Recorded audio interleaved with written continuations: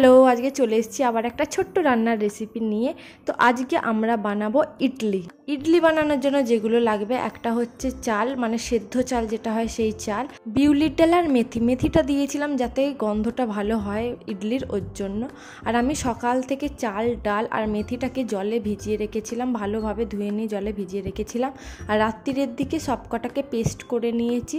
প্রথমে চালটাকে পেস্ট করে নিয়েছি, আর চালটার থিকনেসটা এরকম হবে, খুব বেশি জল জলে হবে না। দিয়ে মিক্সিতে পেস্ট করার পর ওটাকে একটা পাত্রে ঢেলে নিয়েছি। আচ্ছা, তো আপনাদেরকে চাল, ডাল আর মেথির পরিমাণটা আমি বলে দিই। আমি যে কাপই নেন না কেন, আমি একটা ছোট কাপ নিয়েছিলাম, সেই কাপের 1 কাপ চাল, 2 কাপ বিউলির ডাল, আর বড় যে চায়ের চামচ হয় সেই চামচের 1 চামচ মেথি নিয়েছিলাম। আচ্ছা, আপনাদের এখানে আরেকটা কথা বলে রাখি, আপনারা যে সাইজেরই কাপ নেবেন, বড়ই হোক কি ছোটই হোক, যে কাপটা নেবেন সেই কাপের 1 কাপ চাল তার ডবল ডাল, মানে 2 কাপ ডাল। আর যে কাপটায় চাল মাপবেন সেটাতেই ডালটা মাপার চেষ্টা করবেন, তবেই পরিমাণটা সমসাময়িক হবে। তো এখানে দেখতে দেখতে বিউলির ডাল আর মেথিটাও আমার পেস্ট করা হয়ে গেছে। আর এটার থিকনেসটাও ঠিক এরকম হবে। যতটা পারবেন কম জল দেওয়ার চেষ্টা করবেন, অতিরিক্ত জল দিয়ে দিলে হবে না। দিয়ে এটাকে দিয়ে ওভারনাইট আমি রেখেছিলাম, কারণ এটা আমরা মোটামুটি সবাই জানি, ইডলি ডোসা বানাতে গেলে সেটাকে আগের রাত থেকে রাখতে হয় যাতে ডালটা একটু ফুলতে সময় নেয়। তো পুরো জিনিসটা নিজে থেকে ফুলবে, তো সেটা আরও বেশি ভালো খেতে হবে। মানে শুদ্ধ ভাষায় বলতে গেলে জিনিসটা যত পচবে তত সেটা টেস্ট বাড়ে ইডলি ডোসায়। তো আমি কি করেছিলাম, ওইটাকে সামান্য জল দিয়ে একটু গুলিয়ে রেখে দিয়েছিলাম। আর এর ওপর একটা থালা চাপা দিয়ে না, কোনো ভারী জিনিস চাপা দিয়ে দিয়েছিলাম। আমি এই শিলটা চাপা দিয়ে দিয়েছিলাম যাতে এয়ারটা সেইভাবে পাস না হতে পারে। আর এটা হচ্ছে পরের দিন রাত্রিরে মোটামুটি ফুলে গেছে। আমি এখানে আর জল দিইনি, আপনারা যদি চান তো জল দিতে পারেন। তারপর আমি এর ওপর দিয়েছিলাম সামান্য নুন। আর এটাকে ভালোভাবে ফ্যাটাতে হবে। এরপর আমাদের যে মেশিনটা ছিল সেটা দিয়ে আমি করেছি, আপনারা চাইলে কাঁটা চামচ দিয়েও ফ্যাটাতে পারেন। কাঁটা চামচ দিয়ে ফাটালে 5-6 মিনিট সময় লাগবে, আমি মেশিনে 2 মিনিট হয়তো করেছিলাম। দিয়ে কি করবে, একটা বাটি নেব, প্রত্যেকটা বাটিতে তেল ব্রাশ করে নেব।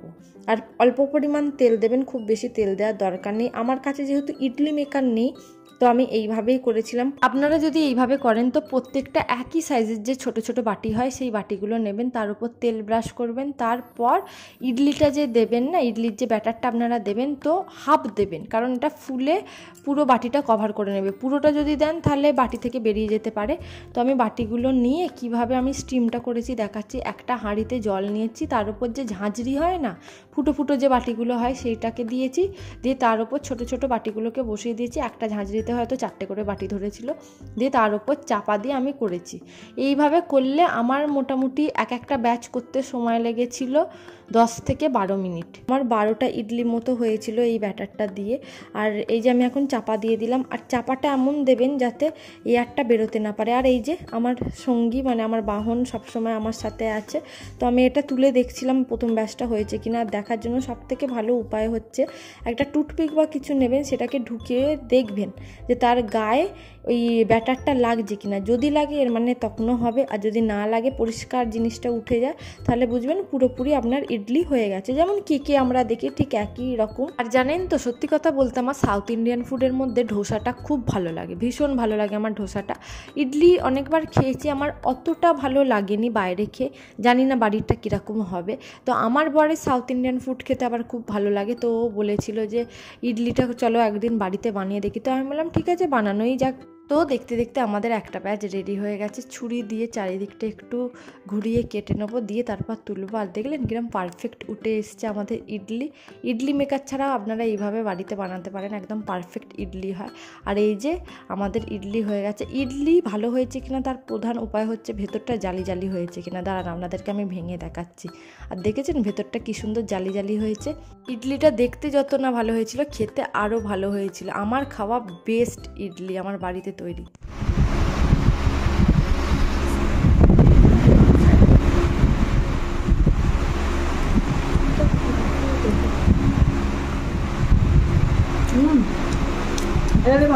ভালো হয়েছে তো।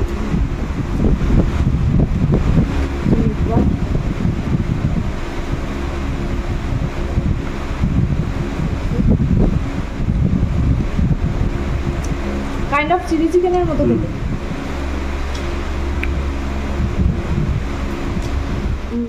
আর আমি এই ইডলিটা খেয়েছিলাম চিকেন মিটবল মাঞ্চুরিয়ানের সঙ্গে। জানি কম্বিনেশনটা একটু অদ্ভুত, কিন্তু খেতে দারুণ লাগছিল। আর মিটবল মাঞ্চুরিয়ানের রেসিপিটাও খুব তাড়াতাড়ি আসছে চ্যানেলে। আর আমার ভিডিওগুলি যদি আপনাদের ভালো লেগে থাকে, please do like, share and subscribe my channel. দেখা হচ্ছে অন্য একটা ভিডিওতে। Till then, tata.